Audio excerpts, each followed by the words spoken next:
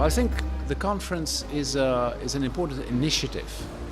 Yeah, that's the first start by people from the business world and from diplomacy to learn from each other.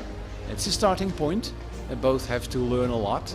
But I think the initiative of Valentin is great in that regard. So, but of course, very crucial is the follow-up. What is going to happen after this conference? Are people from the business world and politics and diplomacy going to work together or not? And Valentin was talking about courses or a training center. But I think also what important is to understand, for example, the different cultures of the diplomatic world and the business world, and to work on that. But to start with, it's a great initiative because there are not that many initiatives of that. And to be honest, for about 3 months ago, I had never heard the term business diplomacy while I work internationally. So it's a good starting point.